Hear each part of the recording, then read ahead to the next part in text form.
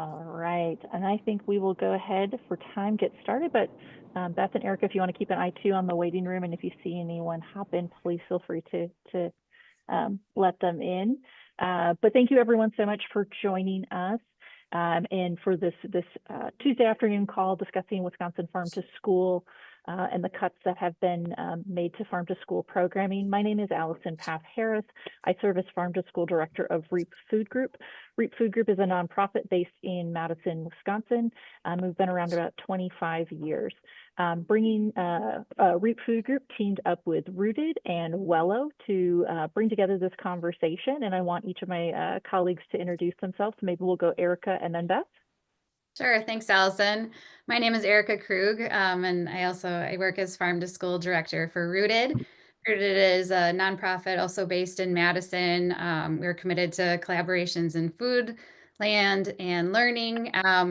Rooted became Rooted in 2020. Before that, it was two organizations, Center for Resilient Cities and Community Groundworks. But together we've been Rooted since 2020, and we do a lot of farm to school work in addition to have an urban farm on the north side of Madison and manage community gardens and things like that. So I'll introduce Beth. So hi, everybody. My name is Beth Heller. I'm the Director of Strategic Partnerships at Wello. We're a community-based org in Green Bay, Wisconsin. And we do a range of health and well-being work, a lot of food system work. Our organization has convened the Brown County Farm to School Task Force since 2012. And we bring together 9 school districts, really amazing people. I see several of them on here right now. And we also do a lot of work connecting farmers to local institutions, schools, and beyond. And I'm so excited to be here and to see everybody. Awesome. Thank you. Thank you, Beth. Thank you, Erica. And just taking a look at who is all registered for this call this afternoon. I know we have school nutrition programs, we have area farms, but we also have a lot of folks who are from the community who are invested in Wisconsin Farm to School. So with that, I just wanted to take a moment to ground us in that term of farm to school. Talk a little bit about what funding cuts actually happened, and then I'm going to turn things over to Erica and Beth to tell us a little bit more about why we wanted to have this session. So first, grounding us in farm to school. When people ask me what is farm to school, I describe it as being a movement. Farm to school can be done by individuals, it can be done by schools, it can be done by nonprofits, parents, community members, anyone with a vested interest in bringing local foods into schools, bringing school gardens to students in schools, and talking about local food education. You can do one of those things, you can do all 3 of those things, and you're doing farm to school. So the specific funding cuts that have recently impacted Wisconsinites include the cut to the Local Food for Schools and Childcare Program, LFSCC, and the Patrick Leahy Farm to School Grant Program. And when I'm chatting with folks, I mentioned that those 2 different programs are tied to those 3 different areas of farm to school. And so farm to school has been impacted across the board. The Local Food for Schools and Child Care Program was a program that built off of the Local Food for Schools program that came out roughly 2021, in which Wisconsin received $3.4 million. And in the evaluation reports done by the Department of Public Instruction was a huge success. We will drop some resources in the chat for those of you who are not familiar with the Local Food for Schools program and the initial $3.4 million that had been awarded to Wisconsin schools and farmers. Because of comment from schools and farmers wanting to see this funding re-upped, last fall, Wisconsin was set to receive over $11 million to support Local Food for Schools program and expanding that to child care centers. So we had $9 million coming for the LFS, Local Food for Schools, and over $2 million coming for child care centers. And so we're going to be talking here today, or we want to hear from folks today about how this cut to that $11 million is impacting folks throughout the state. The other program that was I'll add that particular program, that LFSCC, really impacts that local food procurement or local food purchasing of farm to school. The other program that we want to chat about here today is cuts to the Patrick Leahy Farm to School Grant Program, which had, I believe my figure is correct, but I'll double check it, $10 million going to schools across the going to groups across the country. This could include schools, community groups, but all working to advance farm to school across the country. And so we also want to hear from folks on the call who were impacted by the farm to school grant programming cut. And I like to say that that farm to school grant that was cut really impacts those school gardens and that local food education piece of farm to school. So that's a lot of me talking. I will go ahead and turn things over to Erica and Beth to say why we want to have this call. Thanks, Allison. Yeah, so obviously, we have a really strong network of people who are invested in farm to school in Wisconsin.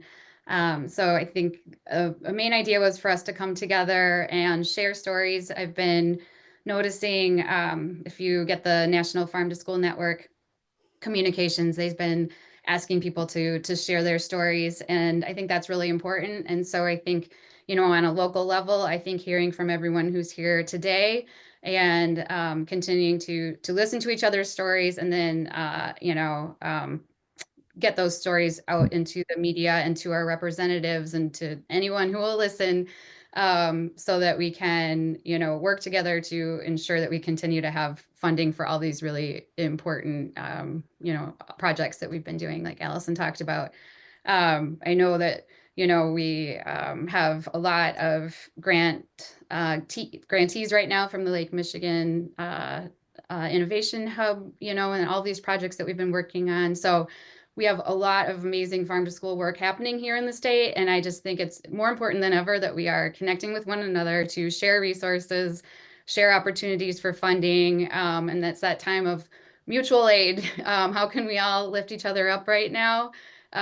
Stay connected. So that was really my main motivation for wanting to have this call today, is to find out from everybody, like, who had applied for the farm to school grant, what projects are you at risk of losing, just kind of hear those stories, and then think about ways that we can move forward to support one another so that we can continue to do this great work. Beth, I don't know if you'd like to add anything. Sorry, anyway, yeah, I also wanted to place this in the context. Erica, you're a farmer. There are a lot of farmers on this call. I've seen them coming in. These cuts, we're not going to be talking about the local food purchasing assistance program that was cut, but that was money that was going to be going to our Wisconsin farms to help fight food insecurity in Wisconsin. So it's feeling like right now, many, many things have been cut back. So that feels challenging, but on the flip side, it has felt very motivating to see the groundwork for healthy school meals for all and the kind of groundswell to come together and make voices heard during this time. So really wanted to anchor this all in the idea of how we're building stakeholders, how we're getting the message out, and how we can really continue to lean into each other and make this really important, make people pay attention to this really important thing. Thank you so much, Beth and Erica. With there being about 42 folks on the call here today, and we've got a mix of folks, just want to ground us in a few housekeeping things just for helping with flow. Please feel free to use the chat at any time if you want to add comments, if you have questions. You're also welcome to message any of us directly, and if there's things that you want us to look into that we maybe we don't have either time, or you want to ask us directly, please feel free to directly message us, and we'll get back to the group. We will ask just for raising hands if we can, just to go in order if you've got something to say and come off mute, knowing that you certainly can come off mute and add comment at any time, but hoping to be able to use that raise hand function just to help with conversation. So for the next next half hour or so, we've got some general questions around the local food for schools program, as well as the farm to school grant program. And we're going to start first with the local food for schools program. So just curious to hear from folks who are on the call, specifically looking at schools right now. How many of you had LFS dollars? How many of you had intended to apply for local food for schools dollars? How did you use your previous local foods for schools dollars, and what is this impact these cuts going to have on your program? So a few different questions there. You can answer all, you can answer a portion, but just curious, essentially your experience with the LFS program, local food for schools program. What were you planning to do? Anyone care to add to the conversation?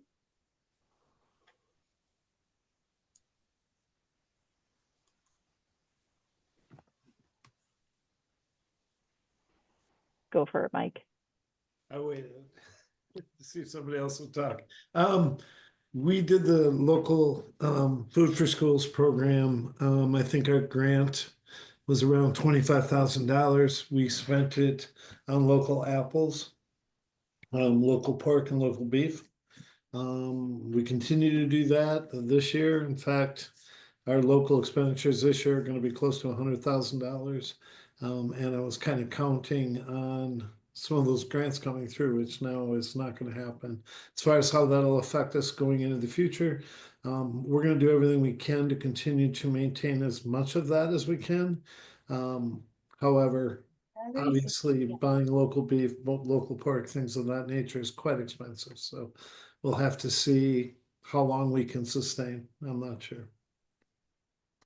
And Mike, just for those who maybe don't know you on the call, can you let folks know what school district you're with? Yeah, sorry. I am from the school district of Holman in Holman, Wisconsin, on the west side of the state. Thank you so much. We'll go, Beth, if you want to go, and then we'll go to Kim. Sure. One of the things that we've really found in Brown County is how effective the LFS funding has been to get schools involved in farm to school and to generate their connection with their local markets, specifically those relationship-based purchasing efforts that really make farm to school so impactful. I know Sherry Howard from Seasonal Harvest has done a lot of work. She may chime in at some point with LFS funds in Brown County, but we were really counting on those funds to bring some of the schools in the Marinette region and Peshtigo and Crivet, some of these schools that are less connected to the mainstream of kind of farm to school. It's so nice to be able to come and provide those funds as an introduction. They get to learn what it's like to order. So it's really been devastating to a lot of our plans to serve that rural northeast part of the state who were just getting so excited. We've really been talking it up, and then the funding was pulled. So just pretty devastating for plans up there. Thank you, Beth. We'll go to Kim. Hi, my name is Kim Much, and I am currently working with Milwaukee Public Schools and Food Right, a nonprofit law organization in the Milwaukee area that teaches culinary skills in the classroom. And we've been working with the Wisconsin Food Hub Cooperative and we're doing community building and getting input from our families, students, staff, and then our dream was to work then with Wisconsin Food Hub to have them provide through the LFS program some of the unique foods that we were going to be incorporating into our project. And we're really trying to focus on more plant-based type meals, honoring the different various ethnic groups that we have within Milwaukee Public Schools.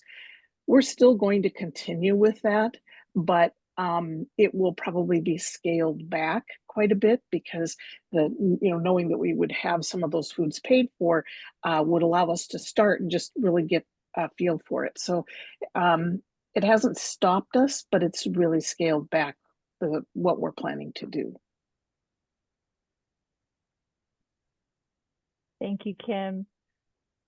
And I know I mentioned at kind of the beginning of this conversation, focusing first on schools, but really, I probably should have opened that up. Is schools and farmers who want to talk about their experiences with the Local Foods for Schools program.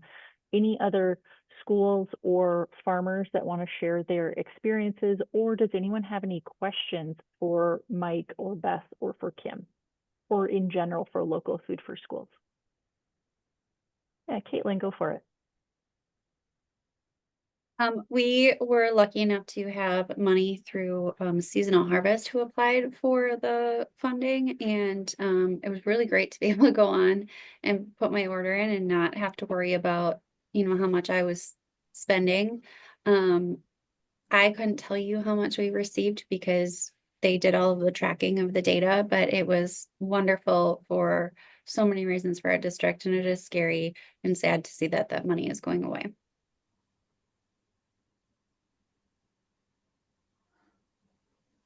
I'll say a Okay. word or two, Allison. Yeah, please go for it, Sherry. So Sherry Howard, I'm the co-owner for Seasonal Harvest up in Northeast Wisconsin in Green Bay. So I'll just make a mention of it really from two angles. So we applied for and received an LFS grant. In the end, it totaled about $250,000. And because of the extensions, that grant ran for about a year and a half. So that amount was over a year and a half. We partnered with the schools who were already currently working with us, and several were without grant money. Some of them received LFS grants as well, and some received none. And then there were other schools who contacted us once the list came out of which aggregators received funds, and we added another 6 or so. I think at the peak we were serving 15 school districts. And so we just prioritized those who had money of their own. We upped their amount by giving them a portion of what we had.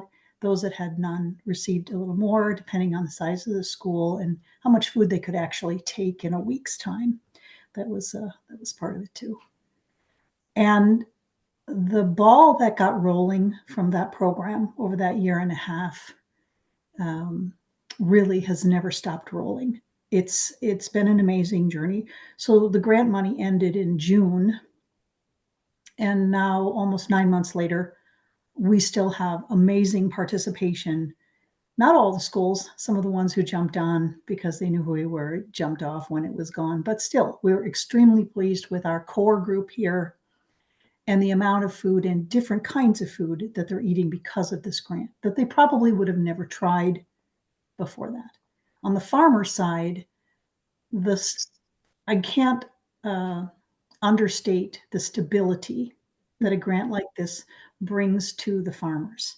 So when you know that there's a home, when you know that there's a market, and we're very careful about communicating to our farms what types of foods to grow, how much to grow. We were able to coordinate all that as an aggregator and really make the most of this, and even get them to grow different kinds of foods so they were more kid-friendly and ready to serve. So altogether, the impact to me is really greater at the community level on both sides.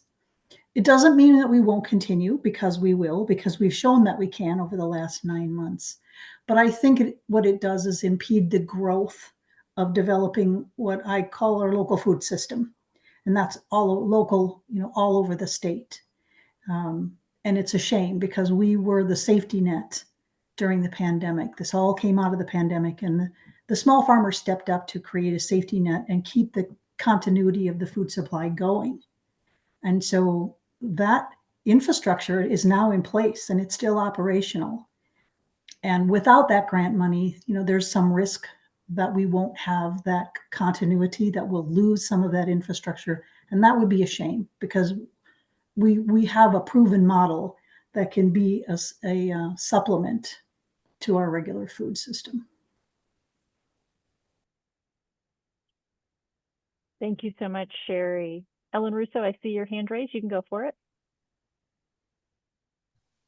Thanks. Yeah, my name's Ellen. I am a farmer, and I also work in our farm to school program in the school district of Bayfield. So we're on the south shore of Lake Superior. We're not an agricultural area, and food has to come a long way to get to us, and we don't have many options surrounding us of where to get food from.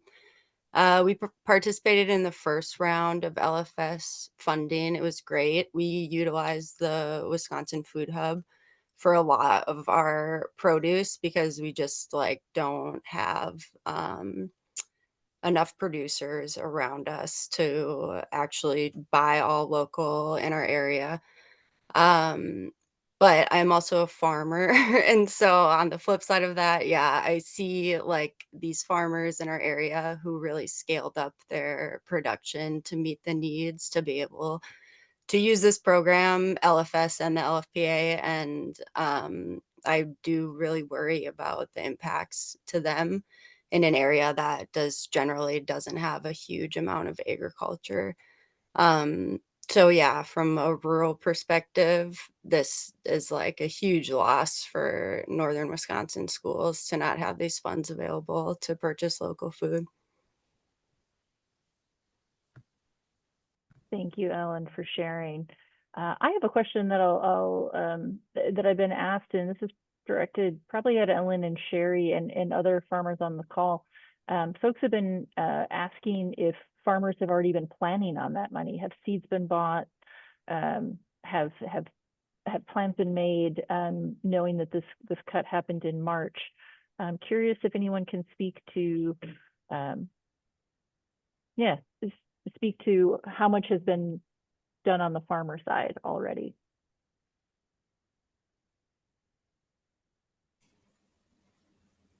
I can speak to Northeast Wisconsin. That'd be So seed ordering is a fairly safe business, with the exception of a few crops like onions, anything in the allium family. They really are only good for a year. So you can overbuy seeds in those families. But for the most part, you do have several years of stability in seeds that you purchase. So even if seeds were purchased in anticipation of a greater planting space, most of that is not going to be a loss. But second of all, I mean, I think everybody has faith that the communities have a taste for local food and are supporting local food, and that even if we can't get as much into the schools as we've planted, I do believe we're going to see other options come up. And just thinking about the tariffs that are coming in, while I know there's a lot of mixed feelings on this, the tariffs may end up being a great equalizer for us, who've always struggled with higher than commodity pricing and wanting the public to understand the true cost of food. There's maybe an opportunity here for those tariffs to put us on an equal pricing platform with what was cheaper food coming from other countries. It also may give us a big boost for businesses turning to local now, because you take the tariffs and the addition of delivery. We may have a boom this year. So our farmers are still planning on a good year up here.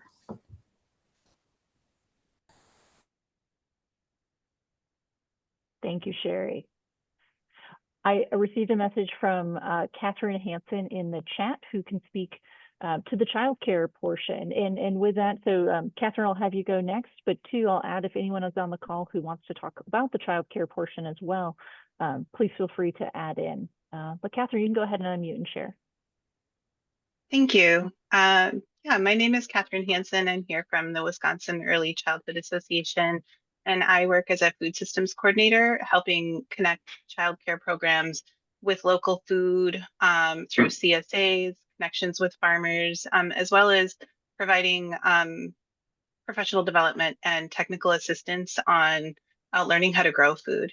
And I just wanted to share a little bit about the current childcare landscape and the impact of the loss of the dollars that some childcare providers didn't know were coming, but we know were so greatly needed. The childcare accounts stabilization payments have been stabilizing the childcare field since 2020. and June 2025 marks the end of this program, for which providers are going to have to implement significant tuition increases just to keep their doors open. So the loss of local food for schools and childcare comes at a crucial time for childcare programs and families. This will impact the neediest families the most. With less food available through food banks, with the loss of LFPA, with staffing cuts, which we've already seen starting at Head Start offices that could potentially impact their ability to continue to provide high quality services for programs that help families with the lowest income. And then with other programs for families in need, at risk, the impacts on children in Wisconsin will be significant. Wanted to share a little bit about what we've been doing. The Wisconsin Early Education Shared Services Network, also known as WESN, scaled up during the pandemic to help address these critical needs that we were hearing. Childcare providers did not have enough food. They didn't have milk, and they didn't have basic supplies to provide nourishment to children in care. So WESN stepped in to assist with food distributions starting during the pandemic and scaled up our shared services to help support. We hoped that through our shared services model, we would be able to continue supports in part by aiding the local food for schools childcare conversation and helping connect the neediest populations to participating food producers, ensuring that food was developmentally appropriate for young children in a format that eased burdens on childcare center food preparation staff, which is non-existent, right? It may be someone who's coming from somewhere else in the building to prepare that food. The local food for childcare dollars would have helped round out the meals as providers find ways to try to cut costs again, which is what they're going to have to do as costs rise.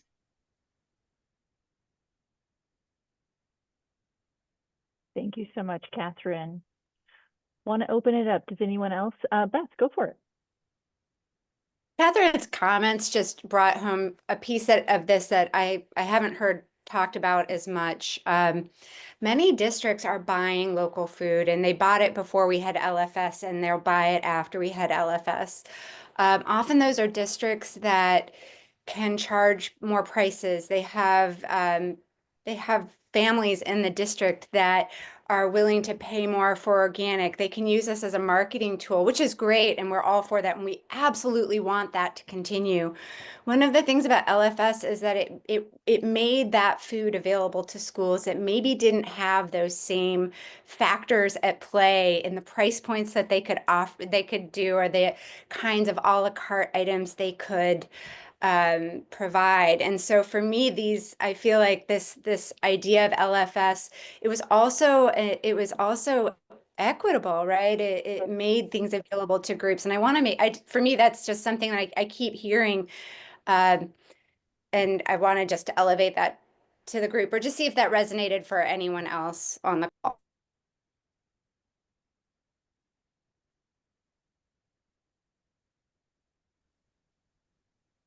Thank you, Beth. Does anyone have follow-up thoughts?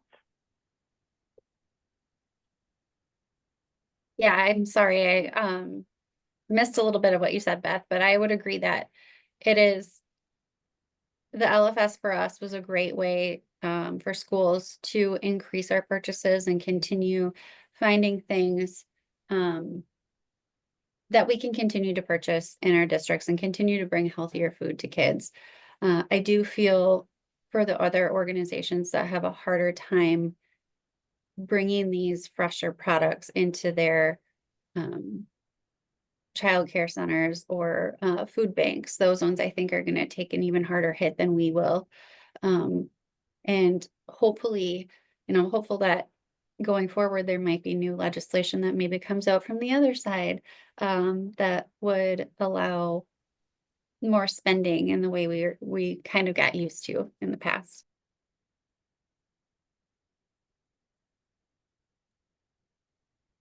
Thank you, Caitlin. Stacey, go for it. Yeah, I was trying to find the raise your hand button and I couldn't, but I feel like, yes, Beth, I agree with that 100% because we have pretty low priced meals in my district. And so that gives us even a tighter budget. And so the LFS funds allowed us to increase the local foods that we were bringing in. And now that those funds have run out and pricing went up, I had to discontinue that relationship with our local beef farmer. And then I found out that we were going to have the program available again. So I reached out to him right away to continue the relationship and partnership. And then I had to let him know, oh, sorry, I'm not really able to do that at this time. So it's been difficult on both sides. Thank you, Stacy. And I also just want to call Nick Johnson. Thank you so much for sharing comments in the chat. You had noted you were looking to plan farm to school and harvest and school harvest garden. And we're looking to this local food for schools funding to assist with that. Thank you for all the comments. We'll make sure those make it into the notes. And if you want to share anything verbally, please feel free to as well. I'll also we're going to transition here shortly over to the farm to school grant program that was cut, but just want to see, does anyone have, I know we've got a few other food service directors, farmers on the call, or anyone care to share, or do we have any community members who have questions for folks who have shared? Yeah, go for it, Mike. Has there been any discussion on a state level with the efforts that the governor has made to fund school meals? Has there been any kind of discussion of possibly replicating those LFS grants using state funds? That's a great question, Mike. I will add, there's been some conversation among partners, community partners who are feeling the effects. I'll mention last week I testified at the Joint Finance Committee hearing in Kaukauna. For those who are not familiar, the Joint Finance Committee takes Governor Evers' proposed budget, goes out and listens to Wisconsinites at 4 different locations throughout the state, and then uses those comments as well as other comments they received to help shape that final budget. That was my ask when I went before the Joint Finance Committee last week, in that I work on Healthy School Meals for All, which is the movement for no-cost school meals, and just hearing from legislative leadership or publicly from legislative leadership that that's not necessarily a priority right now. Can we find a middle ground, and can we see funding included in the state budget for local food, like for a state local foods for schools program? We'll see where that goes. We can see if we can reach out to some representatives, but right now I think it's more so just those conversations. But it has been presented to the Joint Finance Committee, at least in some capacity. Kim, go for it. I just wanted to reiterate that I did the same thing at our listening session here in Milwaukee area, West Allis. So I made the exact same ask, can we replace those funds? So maybe if they start hearing it in more than one location, they might think that there's something to it. And I actually had people come out of their panel and come down to the floor and ask for more information. So I'm in the process of sharing that. So I think they're hearing. It may not be as high of a priority, but at least they're hearing, hopefully. Thank you so much, Kim. Any other questions, thoughts, comments on LFS-CC?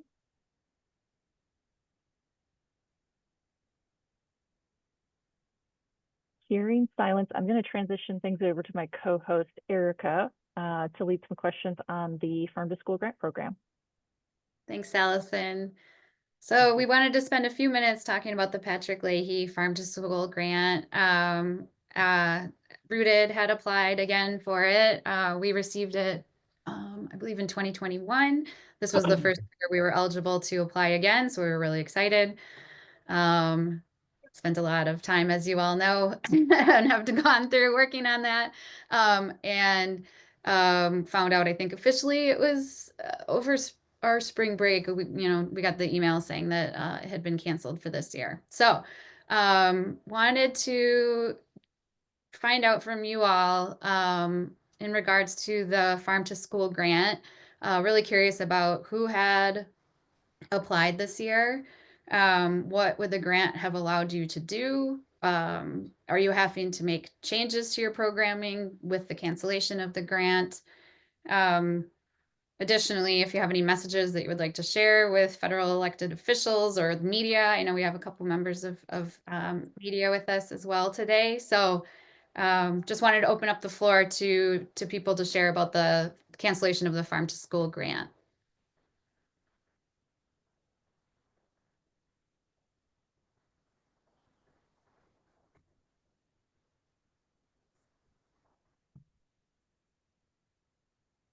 If you're raising your hand, I don't know. Oh, Beth, I see your hand is raised. Yeah, it is. It Oh is. yeah, there it is. Okay. We actually did have a Patrick Leahy grant that we had submitted, and we were really excited about it. It was Farm to After School, trying to do education at the Boys and Girls Club up in Marinette, Menominee, and then here in Green Bay. And I just, like you, Erica, your previous Patrick Leahy grantee recipient. These grants are so important. In 2020, Seasonal Harvest and Wello received a Farm to School implementation grant, and it allowed us to go around to all of our districts and really have one-on-one meetings with all 9 school districts in Brown County, and then listen to what the schools needed and completely shift the way that our local farmers were growing. And just that grant alone generated like a 400% increase in ordering. It was huge. So it's just so hard to, the ripple effects of these grants are so profound. And you know, there's no way that we can do that work with Boys and Girls Club. And it was a bummer because our schools are also feeling a lot of pressure and inability to do the classroom lessons, the school gardening activities that are often that have been part of Farm to School. So this was going to be a new channel for Farm to School in our community. Thank you, Beth. Brittany, it looks like you've been called out by Caitlin. Are you willing to share some plans, perhaps that DPI had for the Farm to School grant? Sure, yes, I can share just in an informational capacity because I can't advocate, just so you all know. But yes, the Wisconsin DPI did apply. Oh, no worries, Caitlin, you're totally fine. I will share just informational, that I think that'll be totally fine. We had applied to offer a school garden coordinator, kind of like a grant position or funding position. So we would be offering schools stipends that they could then use to hire school garden coordinators, or they could also apply for money to purchase school garden equipment. And so we had been planning that if we would have received those funds.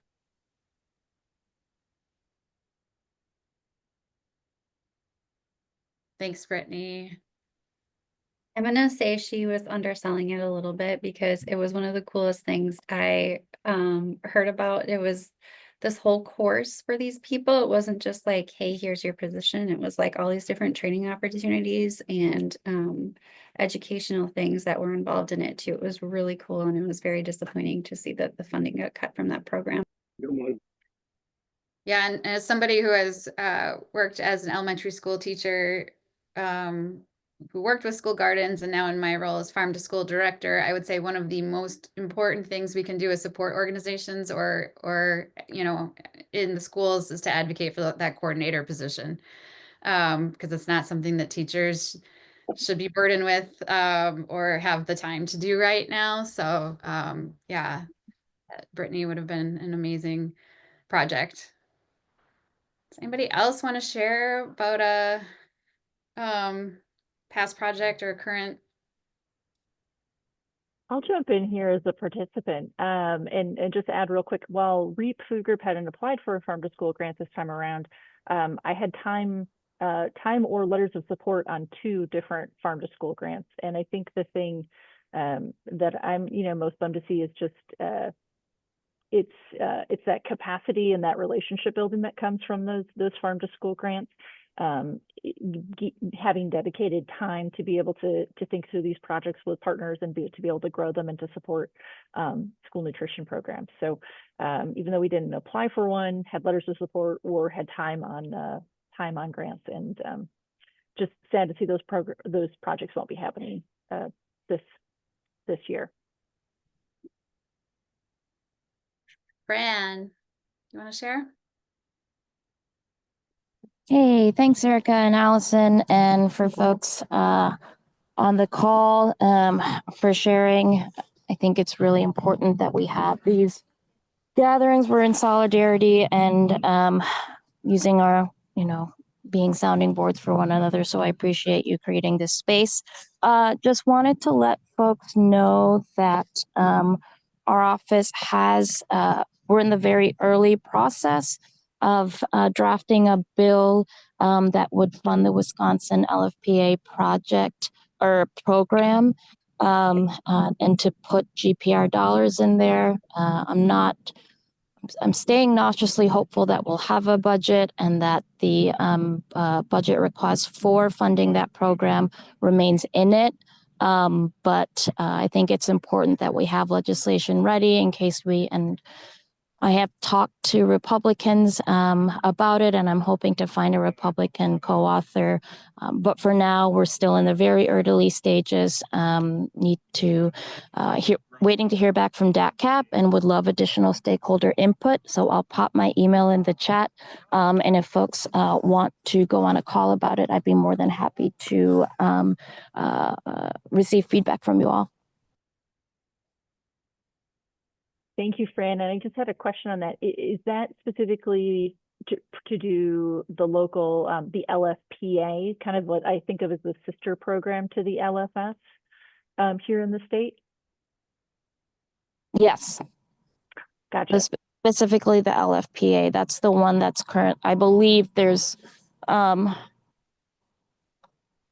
funding in Governor Eber's budget for it? Yes, that was in the governor's budget, but I was looking at the bill for Minnesota that backfills the federal funds coming up for LFP. So we're trying to figure out just a fiscal estimate for that, as well as language to make sure that if that some technical language as well regarding participation in the program and how DATCAP will essentially like vet and implement the program. Thank you so much, Fran. We really appreciate it. And then for folks, we'll make sure that Fran's email gets in the notes if anyone wants to reach out to Fran to follow up. Erica, I'll go back to you. Well, I think this is actually maybe a perfect segue because we were going to move into advocacy next, but I don't want to cut anyone off if anyone had another story to share about farm to school grant projects.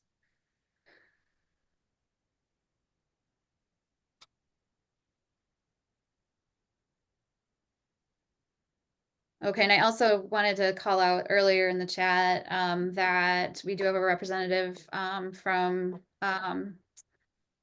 Senator Baldwin's office with us. We also have a form that we can fill out if you do have a story that you'd like to share. So we'll make sure that that link also gets into the notes as well.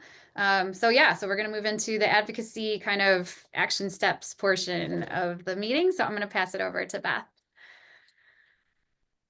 So we really wanted to hear from the folks on the call to hear what kind of advocacy you've been engaged with, if any, what you're thinking of in your local region. As you heard from Allison, we were able to go with several food service directors and Wello and REAP and some farmers to the Joint Finance Committee listening session in Kaukauna. And just wanted to hear what other people are doing and maybe brainstorm together some ways that we can both advocate as well as expand stakeholders in this mission. So has anybody engaged in any advocacy in their local region?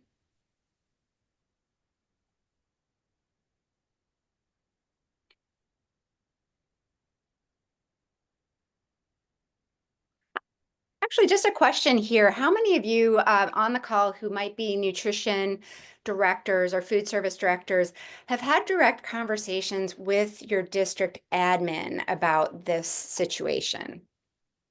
I'm just really curious as to who are the principals, are the it's not the principal, are the superintendents, are the admin aware of this? Have you had any substantive discussions? And if so, what are you hearing from admin?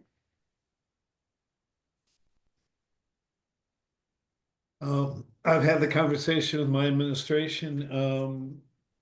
They understand it, they're concerned about it, but they're also concerned about school funding. And, you know, it was the same, I think, the last session with the budget, the finance committee, that they wanted to support it, but they couldn't because they felt like if they supported that, they would not get their money, which they desperately need. So they're kind of in a very difficult situation, I think. Well, Jeremy. As this goes.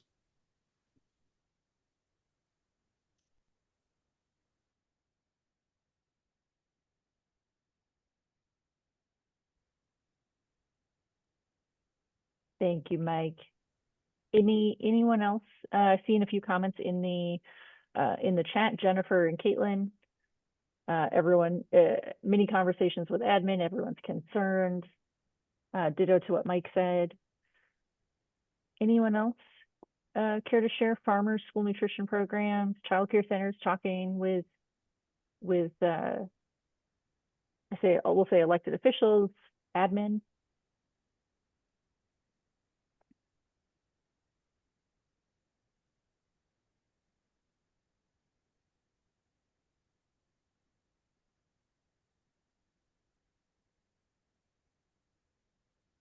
Yeah, we hear a lot of comments that we're an education institution first. And, you know, that is the challenge here in terms of in terms of trying to build stakeholders.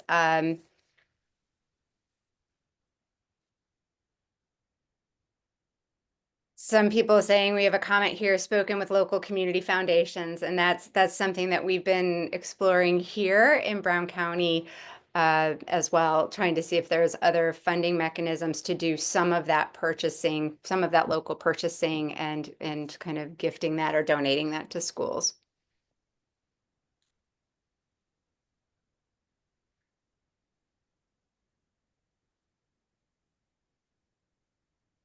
And that's one. So a comment here from Stacy saying that her admin reached out today by email after a board member forwarded an article about it. And that's one of the conversations and this expectation of a conversation to be happening in the future. And that is something that we have as a team. Just as we were preparing this call, we were talking about some different strategies around building stakeholders. Whereas a school admin might be more focused on advocating for school funding, oftentimes the boards or the wellness committees of the school districts might be groups of stakeholders that would actively advocate for this program. So I think we're going to be doing a little bit of research and hope to send out some resources after the call. One thing that we do here in Brown County is we'll put together very simple farm to school. This is what has happened in farm to school. You know, we've had gardens, or we've included this much local food in our school meals.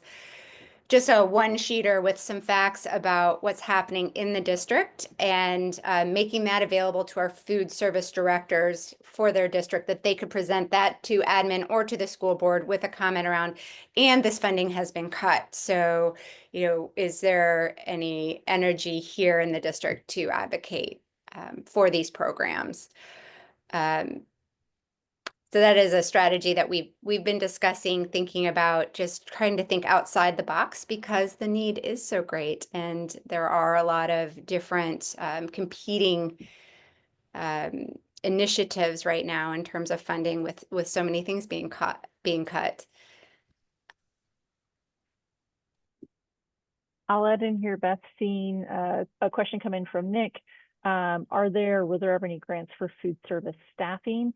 And I think I'm gonna guess like educational grant. You're referring to like educational or training grants. And then I'll talk to kind of like the how to fund staff. But as far as like educational or training grants, I know the Department of Public Instruction School Nutrition team, specifically that farm to school team, does some different trainings with school nutrition staff. So there's some opportunities there for training. As far as like if you're asking like, has there ever been any funding to be able to pay salaries for staff. Not to my knowledge, have there ever been any grants like that? Seeing some head shake, no as well. Also just want to call out Erica in the chat. If you do have any farm to school stories about your work, whether things you're doing or how this funding is playing out for you, these funding cuts are playing out for you, please share them with Erica. She does a farm to school newsletter. And Erica, maybe too, we can include a link to how to sign up for that newsletter as well, for folks who are interested in hopping on. Couple things we wanted to end this conversation with. One, just another time for questions if anyone has any questions or last minute things to share, additional things to share. But also wanted to ask what folks need now. What can we do as, you know, Erica, Beth, and I work at nonprofit agencies that are working to support what you all, schools and farmers are doing. Is it helpful to have more of these conversations? Is it helpful to find kind of that summary one-pager that Beth was referencing that they do for their farm to school programming up in Brown County? Is it helpful to have something, a summary sheet of what's been cut and how that could potentially impact you and your programming or the farmers in your community? We're happy to draft something up if that would be valuable to folks. Is it assisting in other ways? One of the ways, you know, I mentioned at the top of the hour, we're recording this presentation for folks who couldn't attend, but also hope to share this with elected officials so they're in the know of what's going on here in the state of Wisconsin. But what do folks on this call need, or what would they find helpful moving forward?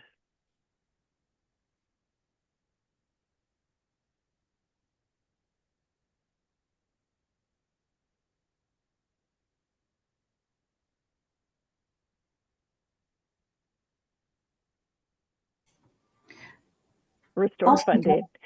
I'll speak up. Go for it, Sherry. So we're sitting in the middle of the swirl here. And I know that, Brittany mentioned, and I heard earlier from April Yancer at DACCAP, that there are conversations between DPI, DHS, and DACCAP going on about state funding to restore some of these grants. And I don't know where they are in the conversation or, where they're leaning. We also haven't heard from the administration what their plan was when they made these cuts, right, for continuity of food supply.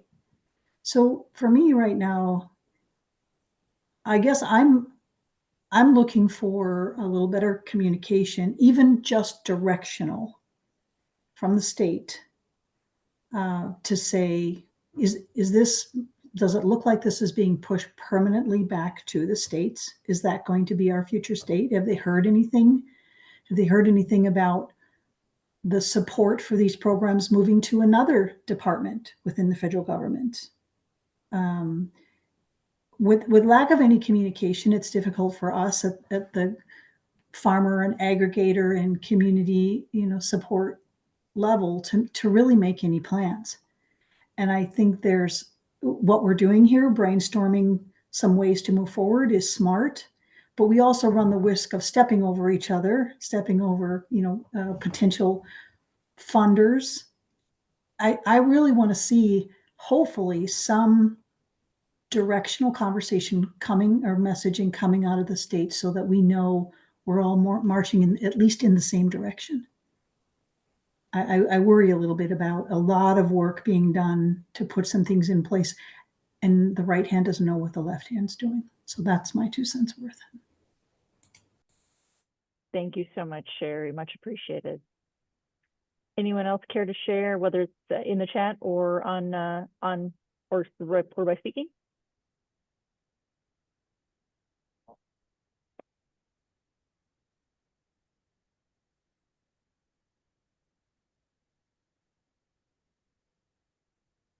Hearing silence and myself getting comfortable with more silence, I'm going to take that as Courtney, do you want to share? Hi, yes. Hi, everyone. Perhaps this should have been in an earlier part of the conversation. I wasn't able to chime in earlier. But I will speak now. I am not a parent, I'm not a farmer, I'm not an educator.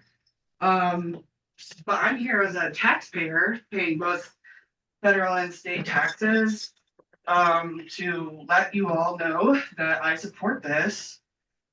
And I always thought that supporting the future of our children and their families was part of the deal. And I'm happy to continue paying this as part of my taxes and invest in our future.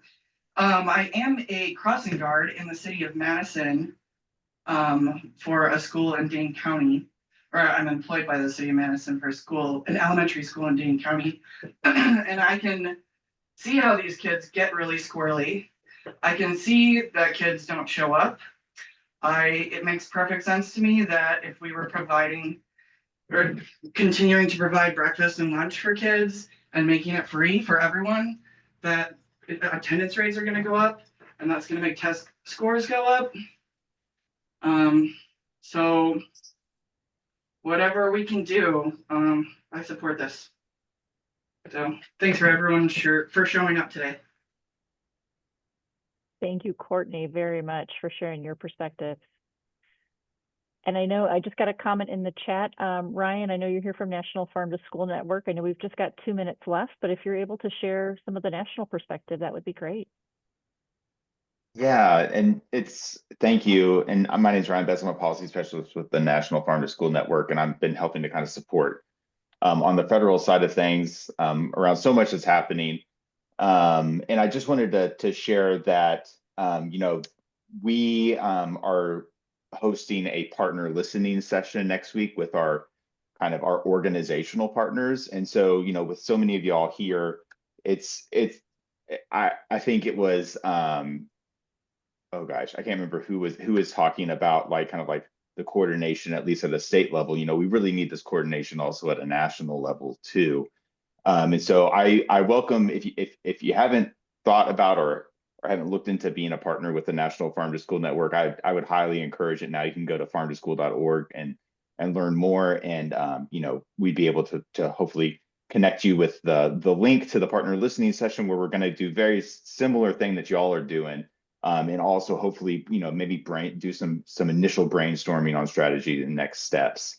But yeah, thank you all for being here. And I just wanted to just offer that invitation. So thanks. Wonderful. Thank you. Thank you, Ryan. And we'll make sure that information gets in the notes as well. I know we're at 4 o'clock, so I just want to give a last call for questions, comments before we sign off. Anyone have any last thoughts to share?